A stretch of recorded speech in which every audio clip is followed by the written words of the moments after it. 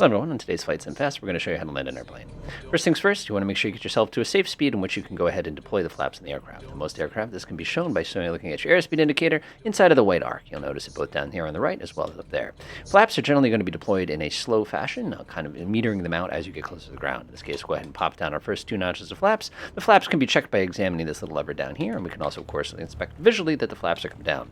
In the United States, the Federal Aviation Administration recommends using full flaps unless you have some sort of wind condition that precludes you from using them safely. In this case, we're well into our little short final stage. Next thing is we want to make sure we establish ourselves at the correct speed to land the aircraft. Different aircraft have different approach speeds. In a Cessna 172, your typical approach speed is going to be right around 60 knots. Next, what we want to do is acquire ourselves to be at the correct attitude to the runway itself. If you take a look on the left side of the runway, you're going to notice a set of red as well as white lights, and that tells us that we are at the correct attitude, the correct altitude at this particular time during our approach.